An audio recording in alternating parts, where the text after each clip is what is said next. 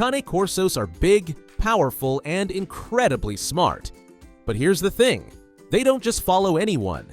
They'll test your leadership in sneaky, subtle ways, and sometimes not so subtle ones. From ignoring commands they definitely know, to pushing boundaries just to see your reaction, these moments are their way of asking, "Are you really the one in charge here?" And trust me, if you don't set the tone early, they'll happily claim that role themselves. In this video, we're breaking down how these little tests show up, why they happen, and most importantly, how to handle them like a confident leader. By the end, you'll not only know what to watch for, but also how to earn their respect in a way that builds trust, not tension. If you've ever caught yourself saying, "Why won't my Cane Corso listen to me?" This one's for you. 1. Ignoring basic commands. When your Cane Corso suddenly acts like they've gone deaf the moment you say sit or stay, it's not that they don't understand you, it's their way of seeing how serious you are. Think of it like a kid slowly reaching for the cookie jar while staring at you to see if you'll stop them. If they learn that ignoring you works, they'll keep doing it.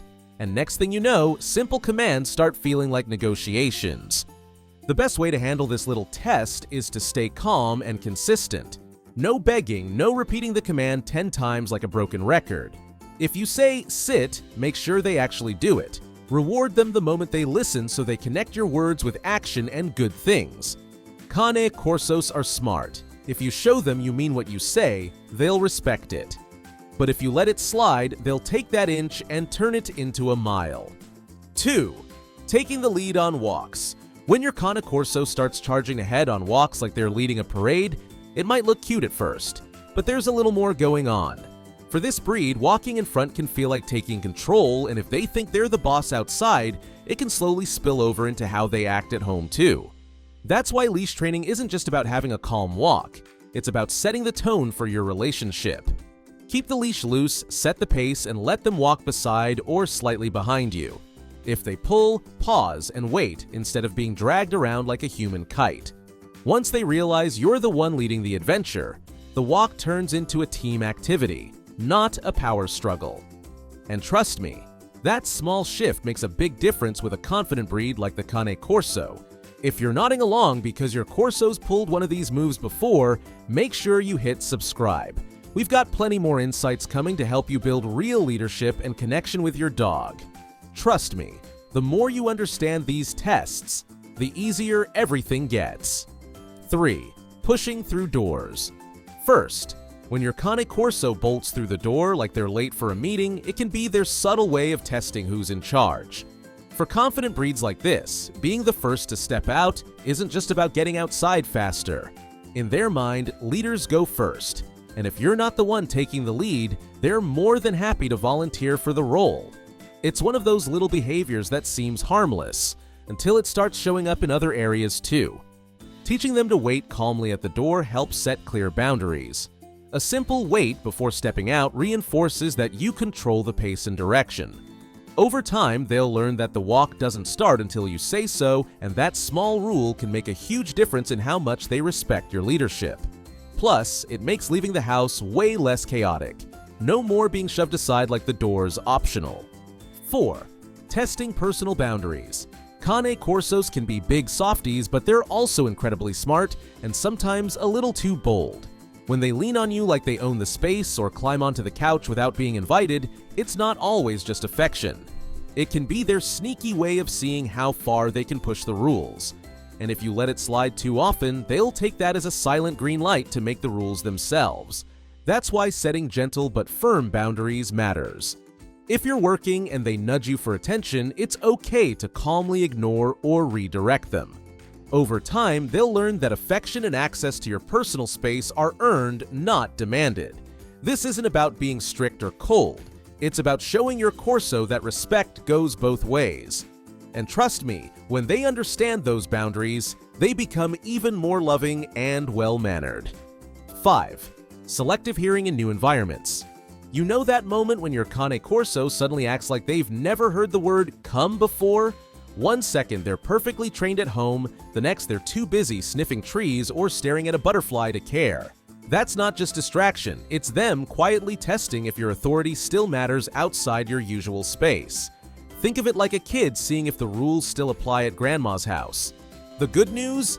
This is a training opportunity, not a disaster. Practicing commands in different places helps your Corso understand that listening isn't optional, no matter where they are.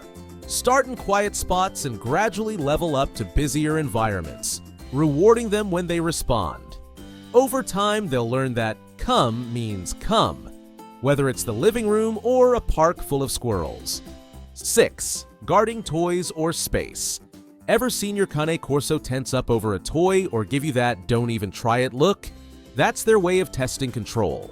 Even a little guarding over a bone or favorite spot on the couch can quietly send the message that they call the shots. And once that habit sticks, it can get harder to turn things around. So, who's really in charge of the toys? You or them? The best way to handle it is calm but firm leadership. Practice trading games, teach drop it, and take things away and return them to build trust. This shows them that guarding won't work on you and keeps the balance of power where it should be, with you as the leader. 7. Ignoring recall. When your Cane Corso hesitates or acts like they didn't hear you, it's not just them being dramatic, it's their way of seeing how much they can get away with. This little test usually happens when something around them seems way more exciting than you. It's like they're silently asking, what if I just don't? This is why recall isn't just about getting them to move. It's about reinforcing your role as the one they actually listen to. Turning it into something they want to respond to, not just have to, makes all the difference. Keep it clear, consistent, and worth their attention. Because if they're choosing between you and a passing squirrel, you want to make sure you win every time. 8. Watching your reactions closely. Cane Corsos are always watching, even when you think they're just chilling. Every time they push a boundary, they're secretly waiting to see how you'll react. Laugh when they jump on the couch after you said no. They'll take that as a green light. Stay firm and calm. They'll start realizing, okay, this human actually means business. It's their clever way of figuring out where the line is and how far they can tiptoe over it. That's why your consistency matters way more than you think. If your reactions keep changing, they'll test you even more. But if you respond the same way every time, they'll quickly learn what flies and what doesn't. 9. Challenging other pets in the home. Another way your Cane Corso will test your leadership is by trying to boss around other pets at home. It might look like harmless play at first, hovering over toys, blocking doorways, or giving that bold, "I'm in charge" stare. But it's often their sneaky way of seeing how much control they can get. That's why it's important to step in early. Set clear boundaries around toys, food, and personal space, so your Corso knows the rules aren't up for debate.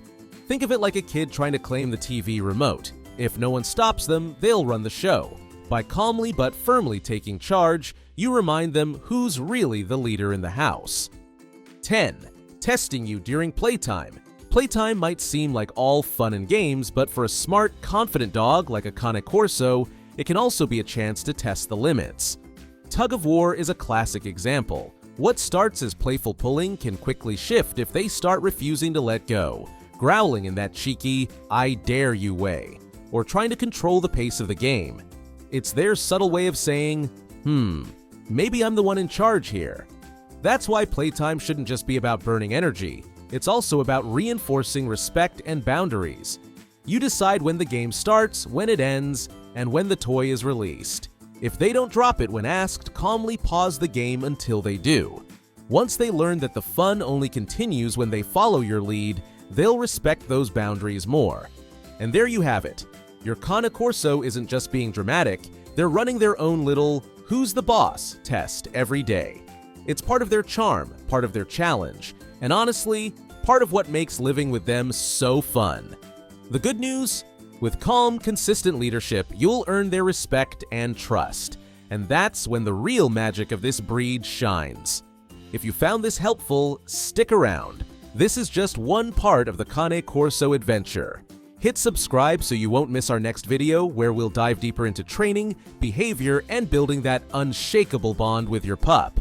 Every video is like leveling up your leadership game, and trust me, your Corso will feel the difference. What's one way your Corsos tested you lately?